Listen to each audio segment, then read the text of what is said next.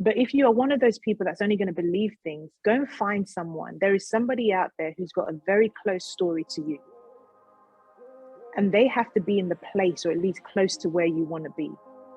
Go and read up about them, see what they've done, model some of the things they've done, but you've got to bring your own X factor, your own special like power to it.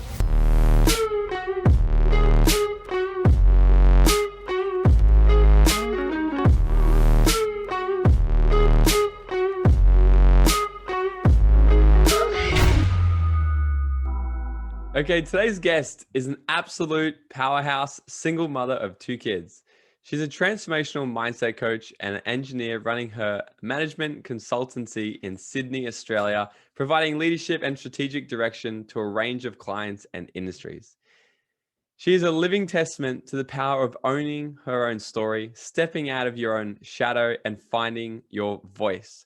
She runs 4 successful businesses, an engineering consultancy based in London and Sydney, an F45 fitness studio in Brixton, London, her transformational business under Yemi Penn, and her latest Baby Golden Thread Cafe in Sydney, which I totally have to come down to and see.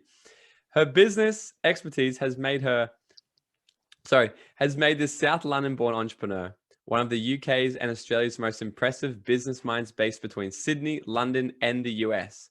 She's recently been invited to speak on the TEDx stage in Florida, following the theme, The Voice.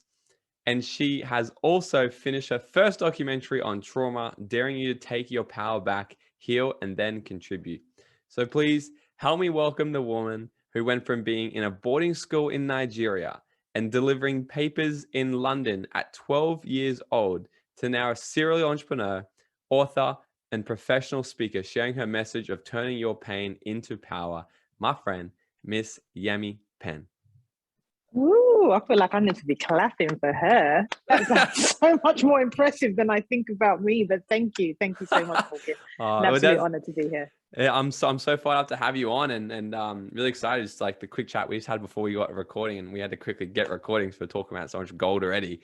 I'm excited that we've got you on here, and so thanks that we could make this happen. So usually I have a couple like rapid fire questions that I'm going to ask you, so listeners can get to know you really fast, and then we'll get a dive into it. Okay. And what actually happened is I didn't prepare them, and I just remembered. Right. So isn't that love funny? It, but you remembered. I do remember. So I think I have them here, and when I find them, we are going to dive straight into them. Okay, great. Yemi, let's jump into it. Cool. Okay. So where did you grow up? I grew up predominantly in Nigeria and the UK. So a lot of my childhood was in Nigeria and then in London, UK. Nice. And where do you live now? I live in Sydney, Australia, on the Central Coast. Beautiful. What is your favorite food? Oof. I do love my Nigerian food. There's a certain dish called jollof rice, which is like tomato spicy rice. Yum, yum. Oh, so I'll have to try that. Jollof rice. Awesome. If you could have any type of superpower, what would it be? Oh, your questions are so good. Oh, mate, I wasn't expecting that one. I don't want to read minds because I'd go mad. Shit, superpower. Bend reality, whatever that means. I love it. What is your X factor? Ooh, my X factor is I meet people wherever they are. They could be the biggest a-holes in the world and I can still meet them wherever they are. Yeah, great. That is a good skill to have. What was your dream job when you were a kid? I think I wanted to be a lawyer. A lawyer? How come? My dad was a lawyer, but then I actually really loved, what was it? It was Ally McBeal. There was just something so intelligent about putting cases forward until I realized, we just argue till the death and don't really care about the truth sometimes. And so I deviated to engineering. But yeah, lawyer. I love it. Who's someone who's inspired you to get to where you are and why? Oh, it's going to be so cliche. But it's Beyonce, and not for her singing. It's Beyonce when she decided to take over her business when her dad was her manager. There was something in that was really powerful. We usually hear the singer but we don't hear the businesswoman. And I remember just watching that part of her journey and seeing how she did things differently. That was really powerful for me. I never knew about what did she do? I never knew Well, about her dad was her manager for a very long time. So he was the one that managed the Destiny's Child. It's the reason why Beyonce was always the front of house, because then everybody else just got, and even though they changed, I mean, I think they've had about 3 people change in Destiny's Child, and then eventually managed her solo, but then she decided to take over. And I don't know whether it was, I don't know if it was a turbulent relationship at that point, but she just basically decided to start doing her own music. She specifically didn't put her music out on Apple for a while. So there was something about taking control of her music rather than media deciding when and how she needed to release it. And I thought it was so dope. So, wow. yeah. That's freaking awesome. I love it. And so I want to dive into a bit about your story. And like, I know a little bit about it, but sometimes I like to know a bit about the guests that come on here. And then I also want to know nothing, because I want to explore everything with you. But based on what I've heard and what we talked about a little bit before we started here, I can see why Beyonce's story would kind of inspire you a bit, because it's about taking back control and taking ownership and be like steering the ship of your life in the direction you want to go. So take us back a little bit. Where did everything start for you? Take us back to the days you were telling me earlier about in Nigeria, and the resilience that you built at such a young age there. Yeah, I mean, look, everyone's got their own story, and I'm still pieces in mine together. I literally published my first book a year and a half ago, and I still don't know exactly where I was at 3 years old. And that might be comical to some people, but it really did take a village to raise a child in Nigeria. So I was born in the UK, but would have gone back to Nigeria at some point, then back to the UK, then to Nigeria, then back again in 1993. So when I was about 11, 12. So, I almost want to say, for me, life really began around 12 years old. There are lots of formings of me, but having left boarding school in Nigeria, which I thought was hell at the time, like really thought it was hell. I just thought you wouldn't do that to your worst enemy. Turns out to probably been the greatest gift I've ever had in life, because my resilience is probably significantly more than most people in my age bracket. I think it's a big reason for why I've achieved what I've achieved. How come? Describe to us what was the boarding school like there? Bearing in mind that I'd spent a few stints, like years in the UK, I would have gotten used to running taps. And I know people have a perception of Africa, and I want to make sure that I correct it, because everywhere's got its lower economic and high economic. But my boarding school felt like it was low economic. Like there were no running taps at the site you needed it. So if you went into the shower was not going to release any water. You had to walk up a hill, which was probably 2 to 3 kilometers. But you got to remember, I'd come from somewhere where I could put on the tap. So if I was born into it, I get it. I may have been a bit more comfortable. So that was tough. And you didn't just get your own water. When you were a junior in the equivalent of year 7, you were given a senior to look after, who was saying year 10 or year 9. And so I had to get their water as well. And then they'd give me portions of grass to cut, not with a lawnmower, with a cutlass. Like I'm not even like 100 years old. I'm telling you stuff that was happening a couple of years ago. And I thought it was hell. It was hell. But then now I can see it was part of who I was meant to be. But it was tough. Yeah, that's wild. So walk us through a bit of that, because like when we talked about it before you started, you're like, well, this is kind of what it was like, but now you're looking back on it, it's like some of the best years of your life. So what specifically did it teach you back then? Because I think like so many people can look, and we've all got things, right? Like we've all got things that happen in our life. We've all got stories, like you said, and it all comes down to what we make things mean, and we can change that meaning at any point. So obviously at the time, in the mind of a little child, you're like, this is crazy, why am I doing this? But at some point now, you look back and see it as your strength. So how do you look back at things like that and not do it as like, oh, woe is me, and look back and find strength in that? And that's a great question, and thank you for it. And I guess I want to first start by saying that there's nothing more frustrating when someone makes something seem easy in the moment. And so I want to be real. I've got a 14-year-old daughter. She's currently in London, I think probably experiencing a very different version of what I would have done in boarding school. But when I say looking back, I look at my daughter and I look at some of the challenges she's facing, that my mind, I'm nearly 40, my mind says, well, actually, it's not that hard.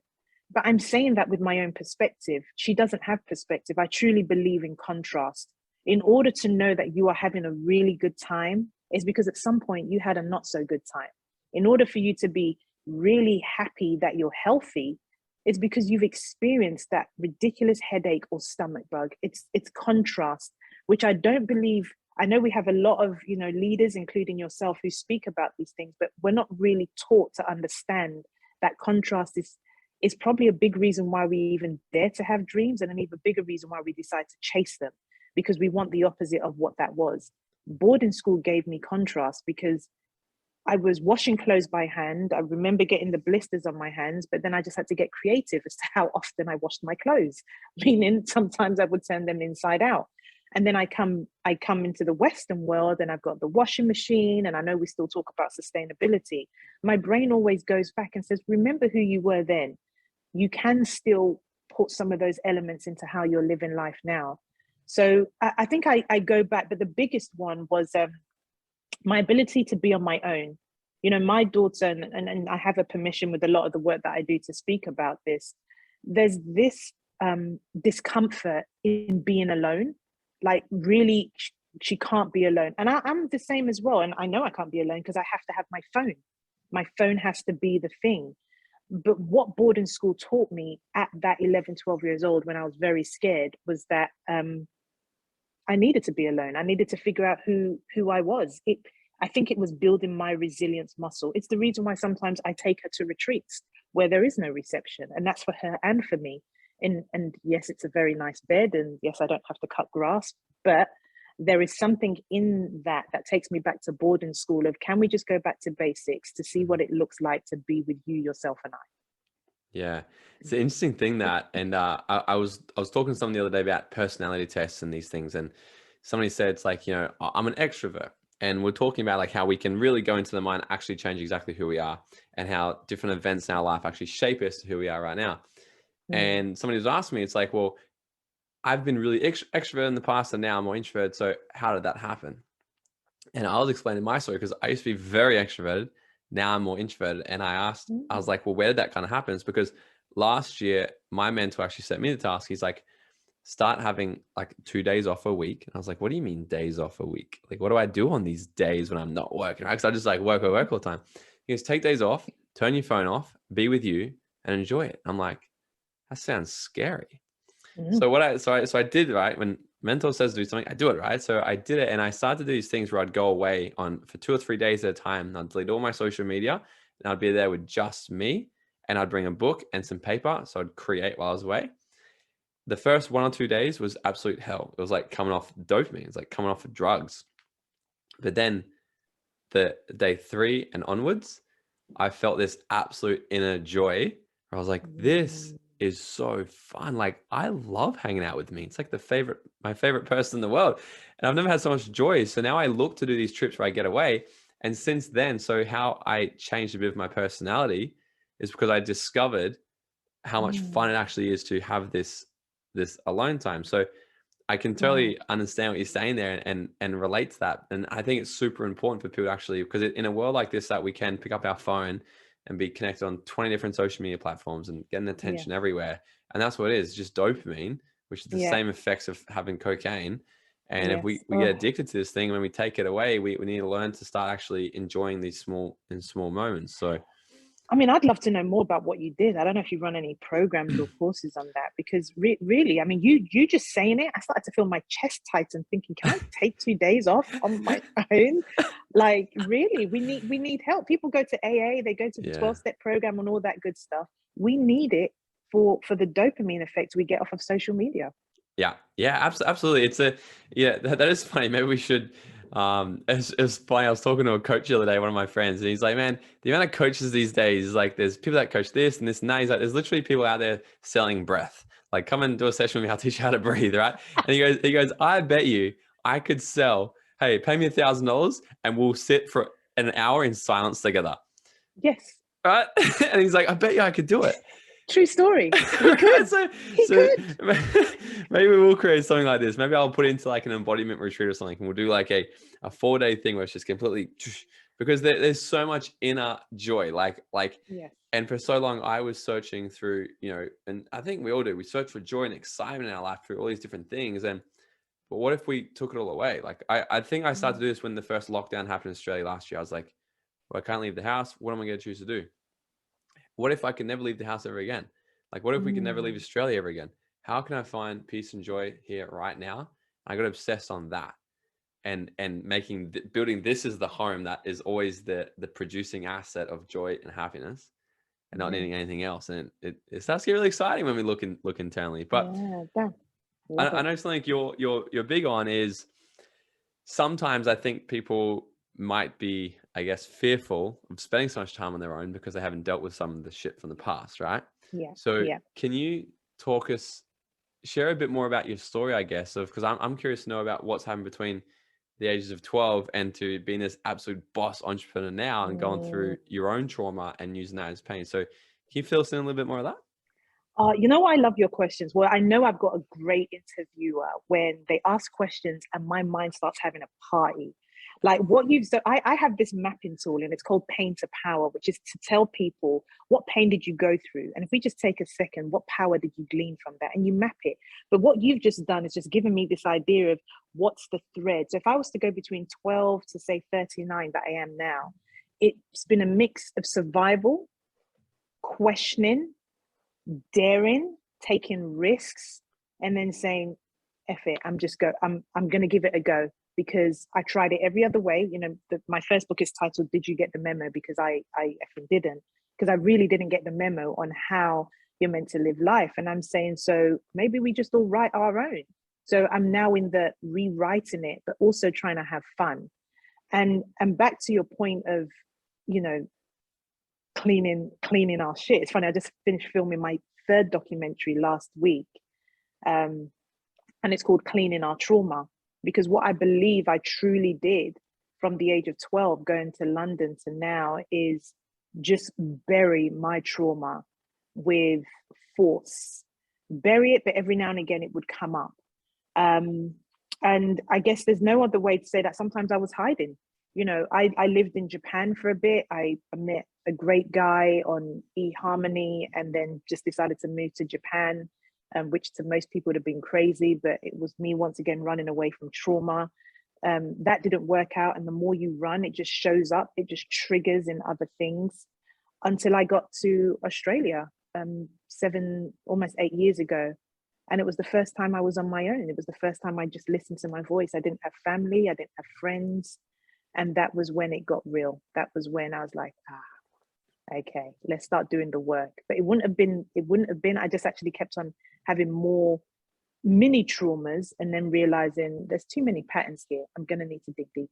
And that was when my healing and awakening journey began. Right. Cool. So take us through a bit about this then. How did you, because I do see this a lot as well. And people think it's like, how I describe it is like getting a big beach ball, like a traumatic event happens in our life. And by the way, I was at an event the other day and somebody says like, I actually feel guilty and I have shame that I don't have anything bad that happened in my life and everyone else does. And I'm like, very interesting that you definitely don't need to hold that. But however, that's still trauma because he's put shame and guilt in himself because he thought he needed it. And so it's like, not everyone does it. However, trauma can be like that, making it up on your own, and it can be getting raped, and it can be the most severe things in the world. And it's the same sort of thing. And yes, different extremes, but how people deal with it sometimes is like, it's like pushing a beach ball underwater. And just hide it. Like And it's that. like, oh, I'll just keep pushing. And then one day it just comes up and smashes them in the face. And like, yeah. Oh, there's that thing. I thought I dealt with that. Right. And then they're like, and so how can people, I guess, start to identify, because also if we take away a social construct, if people don't attach a meaning to an event in the past that it was traumatic, there's also no problem. So how can people identify events in the past if it is trauma? And then how do they start to unpack it and heal through it? Great question. And I've got a story that I'll very quickly link afterwards to prove the point. There will be discomfort. at some point, at some level, and only you would know. You know there is something bubbling, that ball, that beach ball you speak about. You know, it's kind of underwater and you think you've forgotten about it, but every now and again, it either hits you in the arse, on the foot, something will come up. They say we've got five senses. A lot of the work I'm doing now, we definitely have more, but you know, a lot of the others, don't know how many more have been suppressed. I definitely think that gut intuition, you typically know. But as you said, the social construct can confuse you. If something happened to me, something traumatic happened to me, could happen to somebody else. It may not have impacted them as much as it impacted me. But social constructs might give you the impression that you need to make a big deal about it. You've got to check in with yourself. I mean, my TED talk literally, you know, does that. It starts off by saying, my trauma is bigger than yours. And it's a play on words saying it's not, because I remember having so much emotion for the young boy who is now a man, whose goldfish died because a bully smacked the bowl out of his hand. And I explained how that moved me more than my trauma of abuse as a child. I'm still working through it to figure out how that manifested in my life that kept me really small. But if we all stand there saying, oh yeah, I can't really complain about what happened to me because that person went X, Y, and Z, you're denying yourself the cleaning of whatever distressing event, because that's what trauma is. And to point, in the interviews I did last week that we're now doing the editing, a guy was to come to speak about war in Syria. When he was 7 years old, he was in Syria, and he remembers when the alarms would go off and him and his parents would have to run into the bunker because missiles were being thrown. And he said, you know what, Yemi, I don't want to tell that story, because I usually tell that story because, you know, war is cool and stuff, but more traumatized. By that time, I was 3 years old and I was sleeping in the car, and I woke up and my parents weren't there, and I just screamed, and the window was slightly open and a guy put his hand in, opened the door, and literally this baby, 3 years old, was panicked. He was about to be taken, but his parents ran towards him. You know, that changed. Wow. The whole dynamic changed, and we've got to acknowledge. And he thinks that event has something to do with why he's actually quite anxious in relationships. Is this person going to leave me? So, you know, and I've just done a real quick dump of linking it all together, but you will find a discomfort in you about something. You will find what Michael Singer says are the thorns that you've just put bubble wrap over so it never gets hurt. The question is, can you do the work? Can you be brave enough to then go and speak to someone and say, I want to explore this a bit more. Where does this come from? Is this who I really am? Do you have any tips for people on starting that? Like, is it, because sometimes it's not easy, I guess, to speak to somebody out of the fear of like, are they going to think less of me? Is there going to be more shame or yada, yada? What are some tips for people to start to actually unpack that and do the work? The simplest one is the internal recognition. I mean, you know, back in the day when people were speaking to themselves, it was classified as crazy or mad. I think they had it right. It was the first way to get it out. You know, when I say in my TED talk, just release it. If you just want to be at home because you can't find a friend, a sister, a brother, a auntie, a parent, a coach, if you don't feel comfortable doing that, just acknowledge it to yourself, whether you say it out loud, because until you hear those words reverberate out of your mouth, it just kind of jumbles in your head. So that really is the simplest first step, is to acknowledge to yourself saying, I wonder whether this is happening because of that event or this. And it doesn't mean you're giving it certainty. It just means you're saying it out. And if you can and you're ready for the next step, speak to a friend who you know holds the space. And holding the space means they're not trying to diagnose you. They're not trying to fix you. They're just trying to hear you. And then if you want to go a brave, you know, next step, a therapist, ideally a therapist or a coach, or, you know, there's so many other healing modalities. The acknowledgement to self and then outward is honestly, it's a big step. Yeah. So let's talk first about, because I know there'll be people sitting here also thinking, well, this has happened, but, you know, I'm fine. I don't want to deal with it. Because it's a lot easier to ignore it. It's a lot easier to ignore it. And sometimes people do just keep pushing that ball down until it smacks them in the face. And they're like, okay, I must do something about it now. So why is it important to deal with past trauma? Like we were talking about before, it's like the importance of living out your dream. So why is it so important for people to really, like, why must they dive into this now and deal with it? It's funny, you were talking about Les Brown, you saying you're going to die with your dreams. I was thinking, ow, that's really harsh in the ear to hear, but it's true. So I'm about to say something that might be a bit harsh. What you don't look at now will come in a different way. And I know that a lot of your audience might be young, maybe not all have children. Whatever you don't resolve, I promise you, it comes to visit your kids. I promise you. And I know this firsthand. Doesn't have to be the same trauma. You know, my daughter was going through something. I experienced it, I witnessed it, and it took me right back to 7-year-old Yemi. I was trying to deal with my daughter's trauma with 7-year-old Yemi's brain. I had to take my ass back to the psychologist because then he was able to explain, baby girl, you are dissociating, which means you completely remove yourself from the trauma to save yourself. Yeah.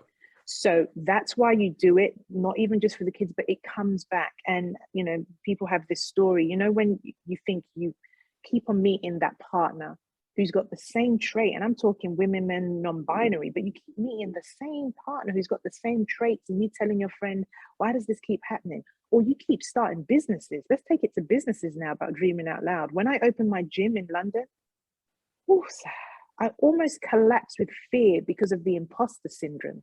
But the imposter syndrome, if I can get really clear, came about because I didn't feel worthy. I didn't feel worthy because I was told to keep quiet because no one would listen to me anyway. It's linked. I had to come back and do all sorts of, I was doing emotional freedom, tap-in techniques, speaking to my coach, because I was not a completer finisher. How could I be this budding entrepreneur if I don't finish things? And I'm like, I've sunk $500,000 into the business and I still don't think I'm good enough. So baby girl, baby boy, baby everybody, you need to clean your trauma because it is directly linked to everything. And if you are feeling good, great. It means you can go and start that conversation from a place of strength. And I get it. Our generation, there are generations before us who said, don't bring it up. That worked for them. And we understand why it did, because they could only operate if they were going forward. We are living in a much kinder world because of the work they have done. Now's the opportunity to say, let me just look at it. Let me just make sure that this is cleaner than it was the year before. Yeah, that's okay. So that's so good. So, because as soon as you start to actually do big things, this is when it'll start to surface for you. Is that right? Sorry, say that again. Is that when you started to become aware of all these like past things? So when you start to move forward and actually attack things, and knowing that this show is all about executing on your potential and your dreams. So this is a good conversation to be aware of, right? Because sometimes when people do this thing, they literally believe themselves where they're like, oh, I'm not good enough, or I'm not worthy. Oh, that makes me part of the unspecial club. So do you have any advice or tips, or what are some ways that you've done to move from feeling unworthy of having this success to now having 4 businesses, different countries all around the world, just killing it? Oh, advice. I find modeling really powerful for me. I used to be one of those people that would only believe something if I saw it. I now believe it, and so I see it. And I think that has been a skill. It's taken time. But if you are one of those people that's only going to believe things, go and find someone. There is somebody out there who's got a very close story to you. And they have to be in the place, or at least close to where you want to be. Go and read up about them, see what they've done, model some of the things they've done, but you've got to bring your own X factor, your own special like power to it. That I found really important. So I tend to look for people who have come from nothing and built their way up.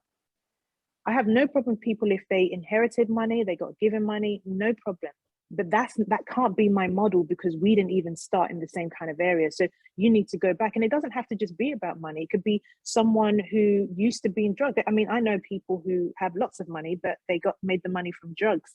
And now they realize, okay, I can understand why people work on that. I'm now actually going to build a rehabilitation center to help people go through it. You will always be able to find someone, research them. If you can get an interview or a conversation with them, do the same, because it then starts to give you the beginnings of a thread that you can just start to unwind and then put your own magic to it. That was a big one. And the other one, even if you can't afford like therapy, listen to podcasts like yours. I mean, you've done some great interviews. There is so much gold in it. You will get a message. I call it downloads, but I believe all of us have whatever you believe in. There's a version of you that is the higher self. They will give you messages. If you're just silent enough, you will get the messages when you listen. People are listening to this right now, and you've probably had a thought about something that you think has nothing to do with this interview. Trust me, It was a catalyst for you to have that thought. When those downloads come for you, when you're listening to the good stuff, that's a message.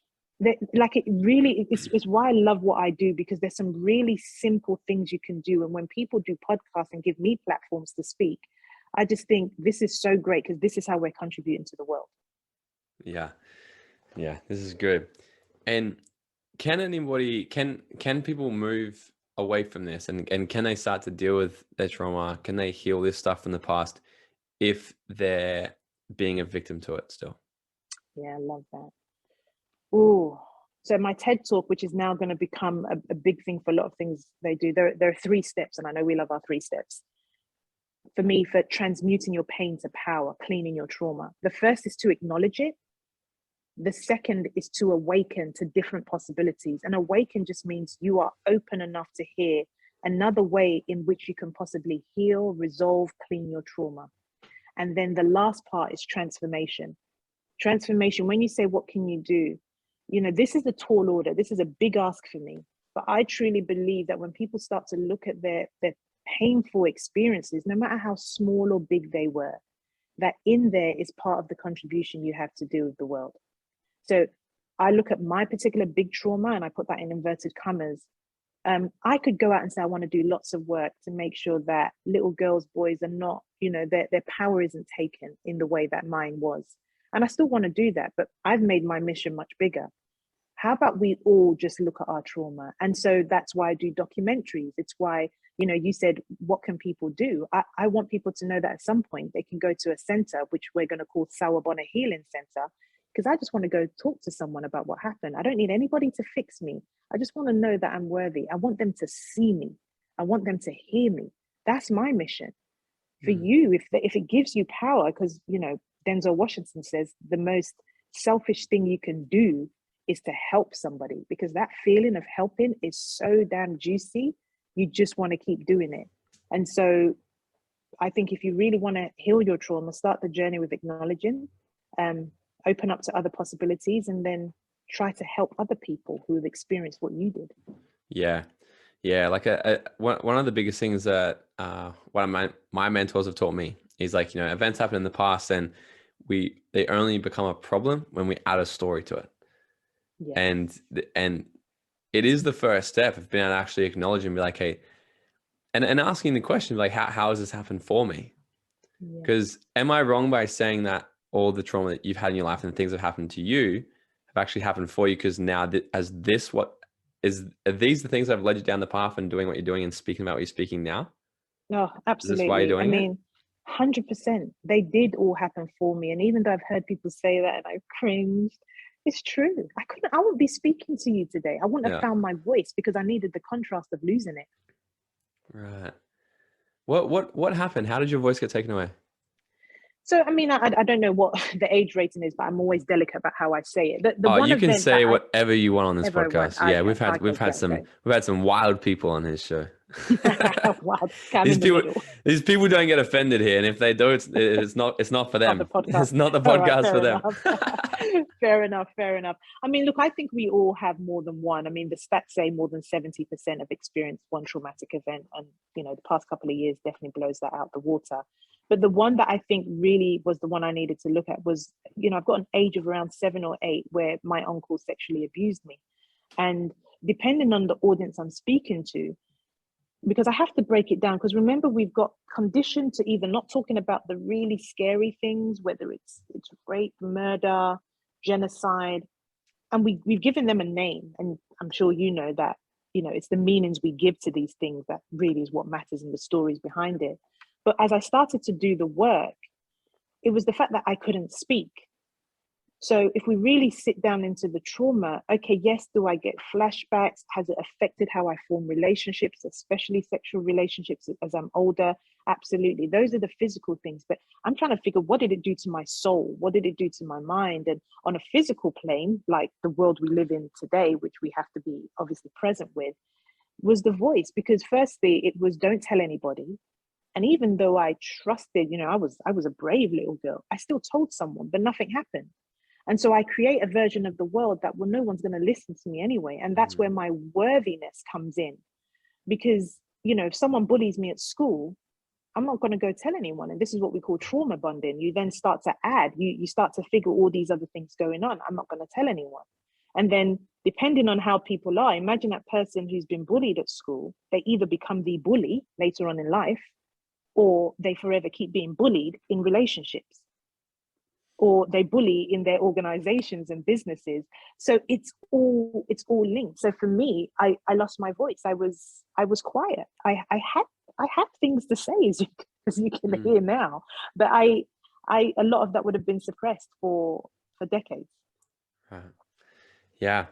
And so what's been the best advice you've been given in this whole space that's helped you get to where you are now? Oh, I don't think I've mentioned his name, but the big T Rob, Tony Robbins, was one of the first people that shook me up. I mean, I definitely know that my masculine energy is quite dominant. You know, I'm an engineer by profession, and so having been around lots of men, I kind of had to find it, and my humor is just as bad. But then my feminine energy is what's coming in. But the reason why Tony really works for me, because it was just that, you know, you said it, change your story, change your life. I can't, as Abraham Hicks says, I can't get from here. Like, you can't. You want to be there. You've got that dream. You can't do that here, and you can't do it while you're still saying, yeah, that happened to me. This happened to me. It can't. We've tried it. You might see someone who's done well, or media has glorified that. There's got to be a purpose. There's got to be a purpose attached to it. So that change your story, change your life. It was, what's the story I want to tell? The story is, I don't want to sit in the victim story of being abused anymore, but I do want to make sure I've got a voice and do things to stop the abuse that happens going forward. But most importantly, that it doesn't dim the light of those who are, because I've only got so much power. I hate using the word can't. I'm not convinced in this lifetime I'll be able to stop all of that kind of abuse from going forward. But what I can do is help the people who have gone through to say, okay, how can we not make you play small? How can we still expand and rise? Change your story, change your life. I love it. This has been freaking amazing. Where can everybody find you on social media and follow you and see everything you do? Instagram is probably where I'm my most honest. I'm still hiding behind LinkedIn and Facebook, but Facebook I'm on as well. But Instagram, Yemi.Penn. You will hear me post most things. If not, my website, yemipenn.com, always has the updates on documentaries and interviews. Love it. I love it. Awesome. So I have one final question to ask you to wrap this up. Okay. Are you ready? All right. Ready. If you were to go back to your 18-year-old self and give her 30 seconds of advice, what would it be? Take the shot, because you're guaranteed to miss it if you don't take it. Take the shot.